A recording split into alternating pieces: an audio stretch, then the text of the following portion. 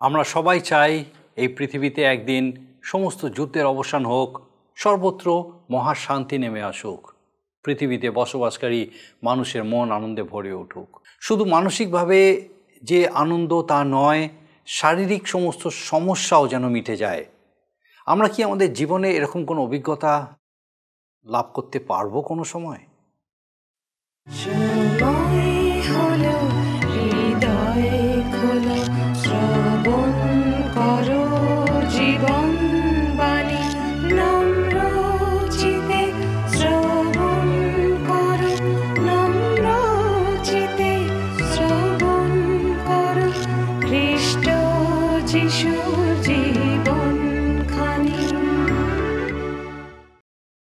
নমস্কার, জীবনবাণী অনুষ্ঠানে আপনাকে স্বাগত জানাই। আমি খুব খুশি আপনি আজকে আরেকবার আমাদের সঙ্গে আমাদের এই জীবনবাণী অনুষ্ঠানে উপস্থিত হয়েছেন। আর আমার বিশ্বাস আপনি নিয়মিতভাবে আমাদের সঙ্গে এই অনুষ্ঠানে উপস্থিত আছেন। একই সঙ্গে আমি বিশ্বাস করি আপনি নিয়মিতভাবে আমাদেরকে আপনার মতামত জানাচ্ছেন। এই অনুষ্ঠান আপনার কীরকম লাগছে, কিভাবে ঈশ্বরের বাক্য আপনার জীবনে কাজ করছে। একই সঙ্গে আমার বিশ্বাস আপনি আমাদেরকে আপনার প্রার্থনা বিষয়সমূহ জানাচ্ছেন। আমরা আপনার জন্য প্রার্থনা করতে খুশি হব। আসুন আজকে আমাদের অনুষ্ঠানের শুরুতেই একটা গানের মধ্যে দিয়ে ঈশ্বরের গৌরব করি।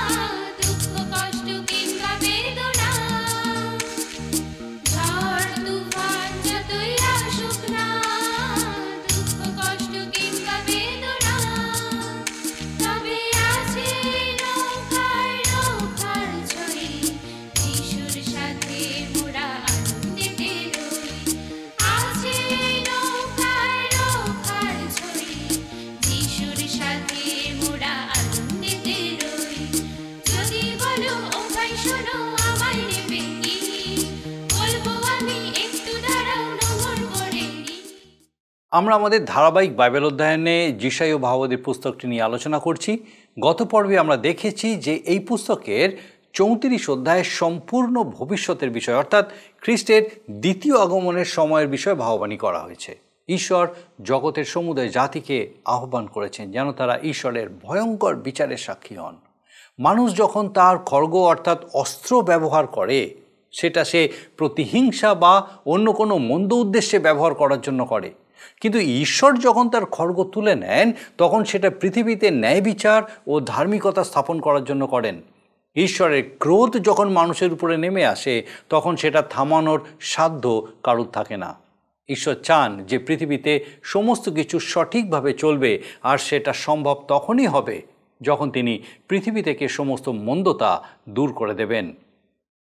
যিশায় পুস্তকের 35 অধ্যায়ে এসে আমরা ঈশ্বরকে ধন্যবাদ দিতে পারি, কেননা হার্মাগিদনের যুদ্ধের সমস্ত কিছু সমাপ্তি হবে না। এই অধ্যায়ে আমরা খ্রিস্টের রাজত্বের একটা চিত্র দেখতে পাই, যা হচ্ছে সহস্র বছরের আশীর্বাদ। মহাক্লেশের পরে আসবে মহাশান্তির সময়। বস্তুত পৃথিবী পুনঃস্থাপিত হবে, পাপের অভিশাপ মুছে যাবে। বর্তমান সময়ে পৃথিবীতে অনাবৃষ্টি এবং ভূমিক্ষয় ইত্যাদি বৃদ্ধি পাচ্ছে, ক্রমশ মরুভূমির আয়তন বেড়ে যাচ্ছে, কিন্তু সহস্র বছরে এই সমস্ত কিছু উল্টে যাবে।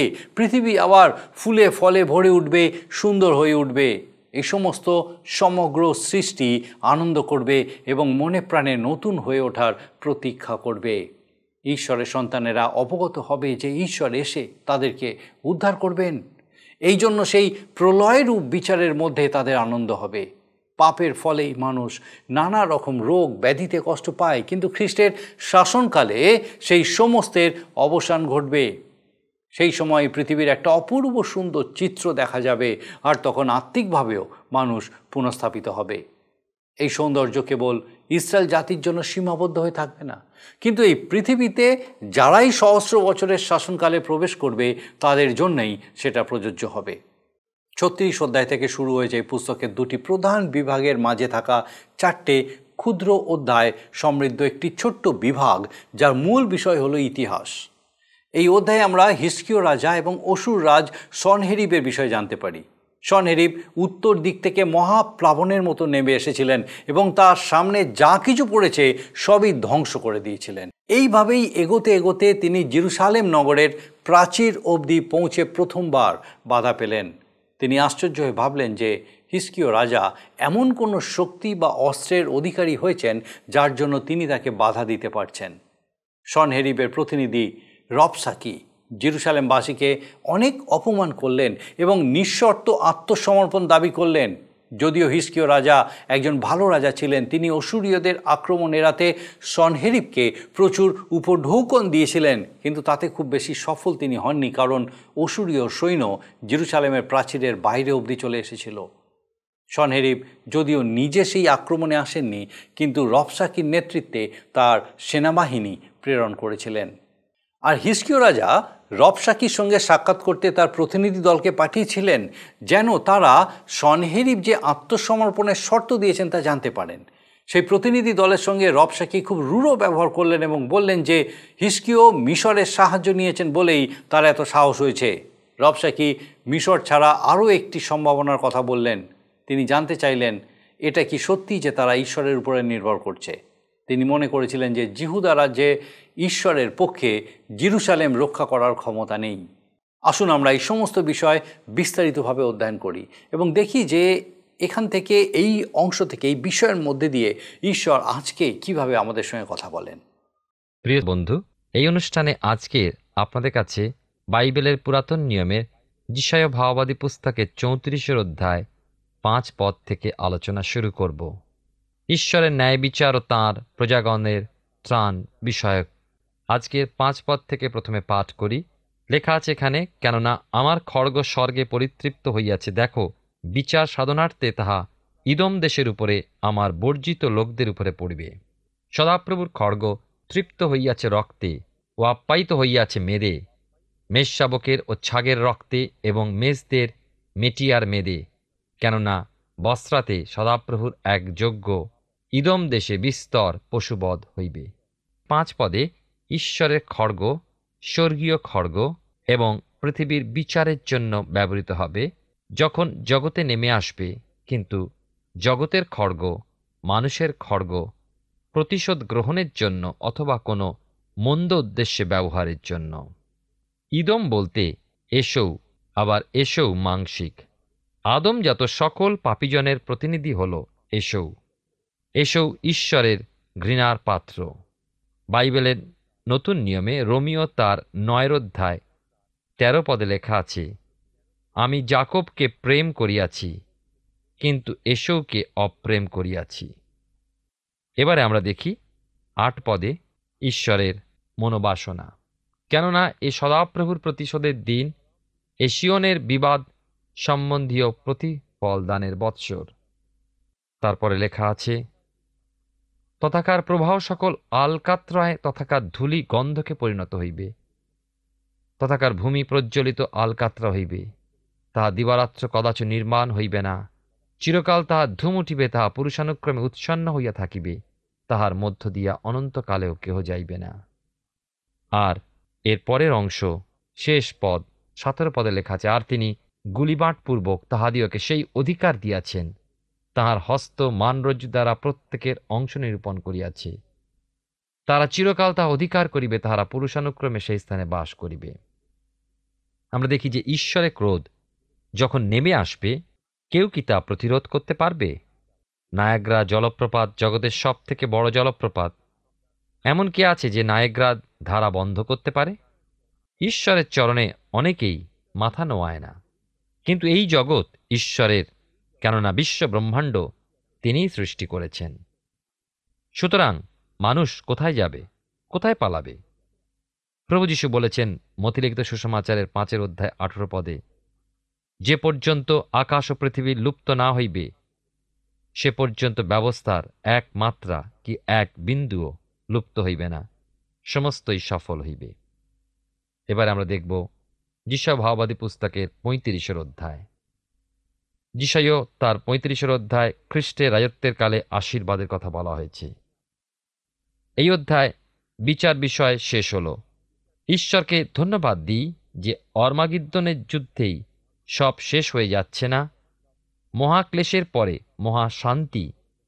পরমগীতের লেখকের সাথে সুর মিলিয়ে আমরা বলতে পারি, হিমের দিন অর্থাৎ শীতকাল শেষ হল, পৃথিবীতে ফুল দেখা দিল।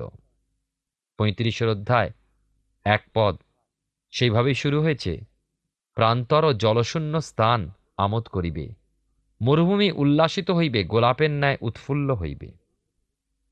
আমরা দেখব যে জগৎ রক্ষিত হবে, পাপের অভিশাপ মুছে গেছে। আমরা শুনেছি যে পৃথিবীতে মরুভূমি অঞ্চল ক্রমশ বিস্তার লাভ করছে। মরুভূমি কমছে না, বরঞ্চ শুষ্কতা ও ভূমি ক্ষয় থেকেই এইসব হচ্ছে। তবুও সেই সহস্র বৎসর রাজত্বের দিনের জন্য এই পৃথিবী রক্ষিত হচ্ছে। কত সুন্দর কথা এই পদে পেলাম। প্রান্তর ও জলশূন্য স্থান আমোদ করিবে, মরুভূমি উল্লাসিত হইবে, গোলাপের ন্যায় উৎফুল্ল হইবে। 35 অধ্যায় 2 পদে লেখা আছে, সে পুষ্প বাহুল্যে উৎফুল্ল হইবে আর আনন্দ ও গান সহকারে উল্লাস করিবে। তাহাকে দত্ত হইবে লিবাননের প্রতাপ, কর্মিলের ও সারণের শোভা। তাহারা দেখিতে পাইবে সদাপ্রভুর প্রতাপ, আমাদের ঈশ্বরের শোভা। বাইবেলের নতুন নিয়মে রোমিও তার 8 অধ্যায় 22 পদে সাধু পৌল লিখেছেন, আমরা জানি সমস্ত সৃষ্টি এখনো পর্যন্ত একসঙ্গে আত্মস্বর করিতেছে ও একসঙ্গে ব্যথা খাইতেছে। 35 অধ্যায় 3 পদে লেখা আছে, দুর্বল হস্ত সবল করো, কম্পিত জানু সুস্থির করো। চপল চিত্তদিগকে বলো, সাহস করো, ভয় করিও না। দেখো তোমাদের ঈশ্বর প্রতিশোধ সহ ঈশ্বরীয় প্রতিকার সহ আসিতেছেন, তিনি আসিয়া তোমাদিগকে পরিত্রাণ করিবেন। সমস্ত সৃষ্টি অপেক্ষা করছে যে কবে মানুষ মনে প্রাণে নতুন হবে, আর মহাপ্রলয়ের সময় ঈশ্বরের সন্তানেরা আনন্দ করবে, কেননা ঈশ্বর ওই প্রলয়ের মধ্য হতে সন্তানদের উদ্ধার করবেন। মণ্ডলী প্রতি এইটাই অনুগ্রহ যে মহাক্লেশের মধ্যে যাবে না, কিন্তু মহা আনন্দ প্রবেশ করবে। 35 অধ্যায় আমরা দেখি 5 এবং 6 পদে লেখা আছে, তৎকালে অন্ধদের চক্ষু খোলা যাইবে, আর বধিরদের কর্ণ মুক্ত হইবে। তৎকালে খঞ্জ হরিণের ন্যায় লম্ফ দিবে, ও গঙ্গাদের জিহ্বা আনন্দ গান করিবে। কেননা প্রান্তরে জল উচ্চারিত হইবে, ও মরুভূমির নানা স্থানে প্রবাহ হইবে। অসুস্থতা, রোগ, জরা, ব্যাধি এ সকলই মানুষের পাপ থেকে আসে। এ সকলই দূর হয়ে যাবে খ্রিস্ট যিশু যখন রাজত্ব করবেন। 7 থেকে 9 পদে লেখা আছে, আর মরীচিকা জলাশয় হইয়া যাইবে, ও শুষ্কভূমি জলের উনুইতে পরিণত হইবে। শৃগালদিগের নিবাসে সেগুলি, যেখানে শুইত তথায় নল খাগড়ার বন হইবে। আর সেই স্থানে এক জাঙাল ও রাজপথ হইবে, তাহা পবিত্রতার পথ বলিয়া আখ্যাত হইবে। তাহা দিয়া কোনো অসুচি লোক যাতায়াত করিবে না, কিন্তু তাহা উহাদের জন্য হইবে। সেই পথে পথিকগণ অজ্ঞানেরাও পরিভ্রমণ করিবে না। আমরা দেখি এই অংশে 9 পদে লেখা আছে, সেখানে সিংহ থাকিবে না, কোনো হিংস্রক জন্তু তাহাতে উঠিবে না, সেখানে তাহা দেখা যাইবে না, কিন্তু মুক্তিপ্রাপ্ত লোকেরা সেই পথে চলিবে। খ্রিস্টের রাজত্বকালের সুন্দর একটা ছবি এই পদে আমরা পেলাম। এবারে আমরা দেখব যে আত্মিকভাবে মানুষ নূতন হবে। 10 পদে দেখুন, আর সদাপ্রভুর নিস্তারিত লোকেরা ফিরিয়া আসিবে, আনন্দগণ পুরস্বর সিয়নে আসিবে, এবং তাহাদের মস্তকে নিত্যস্থায়ী হর্ষমুকুট থাকিবে। তারা আমোদ আনন্দ প্রাপ্ত হইবে, এবং খেদ ও আর্তস্বর দূরে পলায়ন করিবে। এ অপেক্ষা আর অন্য কিছু সুন্দর কি হতে পারে? এর মধ্যে কেবলমাত্র ইসরায়েল নেই, কিন্তু মুক্তিপ্রাপ্ত সকল বিশ্বাসী বর্গ আছে, যারা কিনা সেই সহস্র বৎসরকালীন রাজত্ব দেখতে পাবে। সক্রিয় ভাওবাদী পুস্তকে তার 14 অধ্যায় 16 এবং 17 পদে আমরা দেখতে পাই, আর জেরুজালেমের বিরুদ্ধে আগত সমস্ত জাতির মধ্যে যারা অবশিষ্ট থাকিবে, তাহারা বৎসর বৎসর বাহিনীগণের সদাপ্রভু রাজার কাছে প্রণিপাত করিতে ও কুটিরোৎসব পালন করিতে আসিবে। আর পৃথিবীর গোষ্ঠী সকলের মধ্যে যাহারা বাহিনীগণের সদাপ্রভু রাজার কাছে প্রণিপাত করিতে জেরুজালেমে না এসে, তাহাদের উপরে বৃষ্টি হইবে না। প্রিয় শ্রোতা বন্ধু, প্রিয় ভাই ও বোন, যিশয় ভাববাদী পুস্তকের প্রথম অংশে খ্রিস্ট রাজত্বকালের সকল আশীর্বাদের সাথে শেষ হল। আমরা যিশয় ভাববাদী পুস্তকের এবারে আরেকটি অংশে প্রবেশ করব, যেখানে আলোচ্য বিষয়বস্তু সম্পূর্ণ কিন্তু ভিন্ন। আমরা 35 অধ্যায় পর্যন্ত মূল পুস্তক কবিতা ছন্দে লেখা এই অংশটি গদ্য ছন্দে লেখা। আমরা দেখব অসুররাজ সনহেরিব তার বিরাট বাহিনী নিয়ে জিহুদা দেশ আক্রমণ করলেন এবং একের পর এক প্রাচীর ঘেরা নগরগুলো অধিকার করলেন। এরপর অসুররাজ তাঁর সেনাপতি রবশাকির হাতে বিপুল সৈন্যশ্রেণী দিয়ে এবং সেগুলোকে নিয়ে এগিয়ে জেরুজালেম অবরোধ করলেন। সনহেরিব রাজা রাজ্য জয়ে বার হয়ে একের পর এক রাজ্য জয় করেছেন। সকল রাজা মস্তক অবনত করেছে। রাজার অভিযানের পথে সুরক্ষিত নগর, দুর্গ সবই পদানত হয়েছে। এইবার যখন রাজসেনাপতি রবশাকি জেরুজালেমে পৌঁছালেন, তখন তাদের সামনে এক মহা বাধা।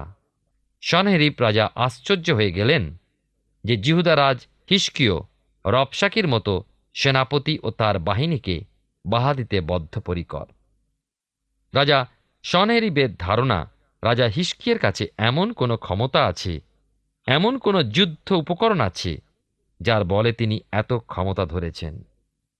সেনাপতি রবশাকি নানাভাবে কটূক্তি করে, ঈশ্বর নিন্দা করে, হিজকিয় রাজাকে প্রজাদের কাছে হেয় প্রতিপন্ন করে সৈন্যদের ও প্রজাদের মনোবল ভাঙবার চেষ্টাতেও বিফল হলেন। বারবার রবশাকি ঘোষণা করতে লাগলেন যে বিনা শর্তে আত্মসমর্পণ করো, নতুবা মহাসংহার ও ধ্বংস অনিবার্য। 36 অধ্যায় 1 পদ আমরা দেখি, উপরে লেখা আছে, অসুরীয়দের আক্রমণ ও পরাভব।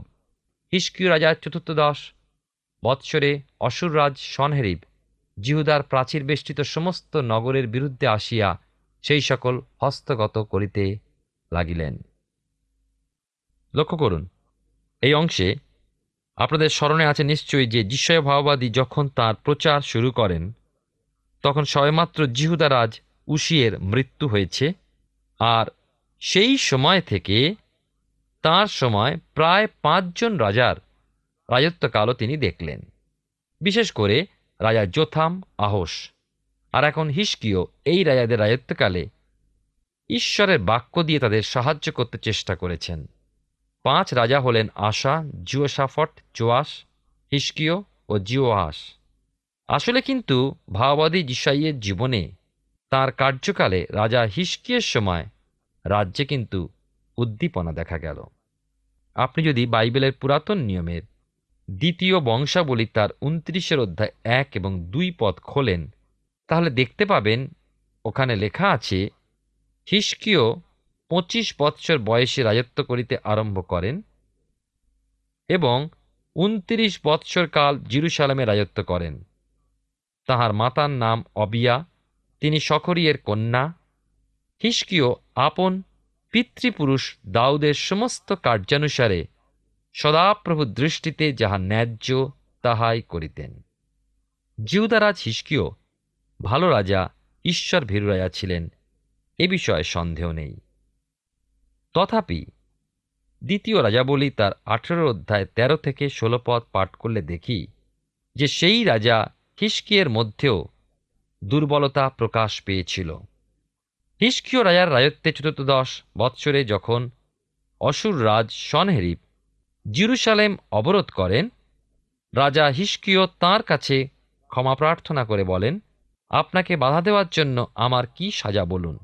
আর সনহেরিবকে তুষ্ট করার জন্য হিজকিয় সদাপ্রভুর মন্দির ও নিজ রাজভাণ্ডার থেকে 300 তালন্ত রৌপ্য ও 30 তালন্ত স্বর্ণ রাজা সনহেরিবকে উপঢৌকন দিলেন।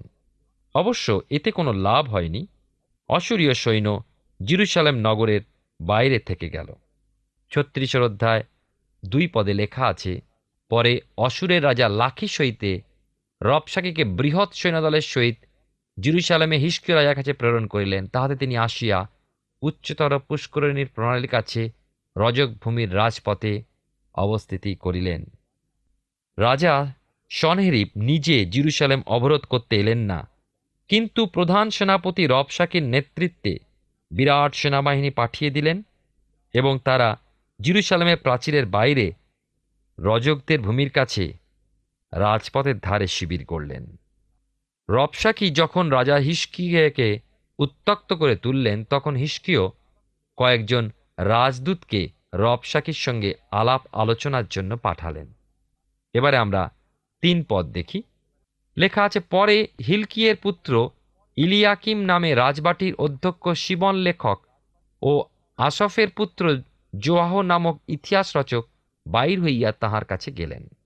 হিজকিয় রাজা যে 3 জন দূতকে রবশাকির কাছে পাঠালেন, তারা জানতে চাইলেন যে জেরুসালেম থেকে অসুরীয় সৈন্য সরাবার শর্ত কি। 4 পদে লেখা আছে, রবশাকি তাহাদিওকে কহিলেন, তোমরা হিজকিয়কে এই কথা বলো, রাজাধিরাজ অসুররাজ এই কথা কহেন, তুমি যে সাহস করিতেছ সে কেমন সাহস। রবশাকি আরও অধিক রূঢ় ভাষায় রাজদূতদের সাথে কথা বললেন। রবশাকি অনুমান করে নিয়েছিলেন যে রাজা হিজকিয় মিশর রাজের উপর নির্ভর করেছেন এবং সেই জন্যই এত বল ধরেছেন। লক্ষ্য করুন 5 এবং 6 পদে, আমি বলি তোমার সংগ্রামে বুদ্ধি ও পরাক্রম অষ্টের কথা মাত্র, বলো দেখি তুমি কাহার উপরে নির্ভর করিয়া আমার বিদ্রোহী হইলে। দেখো, তুমি ওই থ্যাতলা নলরূপ যষ্টির অর্থাৎ মিশরের উপরে নির্ভর করিতেছ, কিন্তু যে কেউ তাহার উপরে নির্ভর করে সে তাহার হস্তে ফুটিয়া তাহা বিদ্ধ করে। যত লোক মিশর রাজ ফরৌনের উপরে নির্ভর করে সেই সকলের পক্ষে সে তদ্রূপ। অসুর সেনাপতি স্থির করেছিলেন যে মিশর আক্রমণ করবেন, কিন্তু সংবাদ পেলেন যে জেরুসালেম মিশরের পথ বন্ধ করে রেখেছে। আর রবশাকির অনুমান কিছুটা ঠিক ছিল, কেন রাজা হিজকিয় তাঁর পিতার মতো মিশরের উপরে নির্ভর করেছিলেন। রবশাকি ওই রাজদূতের আর একটা বিষয় বললেন, যেটা আমরা দেখি 7 পদে লেখা আছে, আর যদি আমাকে বলো আমরা আপন ঈশ্বর সদাপ্রভুতে বিশ্বাস করি, তবে তিনি কি সেই নহেন যার উচ্চস্তরীয় যজ্ঞবেদী সকল হিজকিয় দূর করিয়াছে এবং জিহুদার ও জেরুজালেমের লোকদিওয়াকে বলিয়াছে, তোমরা এই যজ্ঞবেদীর কাছে প্রণিপাত করিবে। এখানে এই রবশাকীর চিন্তাধারা সম্পূর্ণ ভুল। রবশাকী মনে করেছিলেন যে যেহেতু রাজা হিজকিয় সমস্ত উচ্চস্তরে ধ্বংস করেছেন, সেই হেতু দেশের সকল দেবতাও দূর হয়ে গিয়েছে, আর ইসরায়েল যে দেবতার আরাধনা করে তার পক্ষে রাজা সনহেরিবকে বিতাড়িত করবার ক্ষমতা নেই। রবশাকী ভেবেছিলেন জিহুদার এবং ওই অঞ্চলের অন্যান্য সকল নগর যা তিনি হস্তগত করেছেন, জেরুজালেমও ঠিক তেমনই একটি নগর। আজকের দিনে অনেক রবশাকী আছেন যারা ভেবে থাকেন যে সকল মণ্ডলী একই প্রকার, একই কথা, একই ধারা, একই অনুষ্ঠান, এর মধ্যে নূতনত্ব কিছু নেই। তারা প্রভেদ বুঝতে পারে না। তাদের চিন্তা, কে আমাকে পথ দেখাবে, তারা বুঝতে পারে না। কিন্তু জানবেন, একজন আছে যিনি আপনাকে পথ দেখাতে পারেন, যিনি আপনাকে সত্যে নিয়ে যেতে পারেন, যিনি আপনাকে জীবন দিতে পারেন। সব এক নয়। প্রভু যীশু বলেন, আমি পথ, সত্য, জীবন। আমাদিয়া না আসিলে কেহ পিতার কাছে আসিতে পারে না। প্রিয় বন্ধু, ঈশ্বর আপনার জীবনে মঙ্গল করুন যেন আপনি সঠিক সিদ্ধান্ত নিতে পারেন। আমরা যিশয় ভাবদী পুস্তক থেকে ধারাবাহিকভাবে অধ্যয়ন করছি। আমার বিশ্বাস বিশেষভাবে আজকে মহান ঈশ্বর আপনার সঙ্গে কথা বলেছেন। আজকে আমরা যিশয় ভাবদী পুস্তকের একটি নতুন ভাগে প্রবেশ করেছি। এতদিন আমরা এই পুস্তকের যে অংশ অধ্যয়ন করেছি সেটা প্রধানত ভাববাণীমূলক, কিন্তু এই নতুন বিভাগে ভাববাণীর পরিবর্তে আমরা ঐতিহাসিক বিষয়গুলো দেখতে পাই। এই অধ্যায়ে বিশেষ করে আমরা দেখি যে অসুর রাজ সনহেরিবের সেনাবাহিনী সমগ্র অঞ্চল জয় করে জিহুদা রাজ্যে পৌঁছে গেছে। সেখানে তারা জেরুজালেমের প্রাচীরের বাইরে অবধি এসে গেছে, কিন্তু সেখানে এসে তারা বাধাপ্রাপ্ত হলো। জিহুদা রাজ্য যেভাবে তাদের প্রতিহত করেছিল তার একাধিক সম্ভাবনা তারা ভেবেছিল। আজকের পর্বে তাদের দুটি সম্ভাবনা নিয়ে আমরা আলোচনা করেছি। আগামী পর্বে তাদের তৃতীয় সম্ভাবনাটি আমরা অধ্যয়ন করব। আসুন এখন প্রার্থনায় যাব, আর আমি চাইব আপনিও যোগ দিন। আসুন প্রার্থনা করি। করুণাময় স্বর্গীয় পিতা, ধন্যবাদ দিই প্রভু, তোমার পবিত্র পরাক্রমের একটি বার তুমি আমাদেরকে তোমার এই জীবন্ত বাক্যের সান্নিধ্যে এনেছো। ধন্যবাদ দিই আমাদের প্রত্যেক দর্শক বন্ধুকে সাহায্য করলে পিতাগো তোমার এই জীবন্ত বাক্যের সান্নিধ্যে নতুনভাবে পিতাগো তোমাকে দেখতে পেতে, তোমাতে নির্ভরশীলতায় বৃদ্ধি পেতে। প্রার্থনা করি আমাদের সেই প্রত্যেক দর্শক বন্ধুকে তোমার পবিত্র পরাক্রমে এইভাবেই তোমাতে বেড়ে উঠতে দাও। প্রার্থনা করি প্রভু, এই সময় যদি কোনো পরিবার, কোনো ব্যক্তি কোনো বিশেষ সমস্যার মধ্যে আছেন, আমরা হয়তো জানি না কি সেই সমস্যা, কিন্তু হতে পারে অনেক কঠিন, অনেক বেদনাদায়ক, অনেক হতাশাজনক, নিরাশাজনক সমস্যা।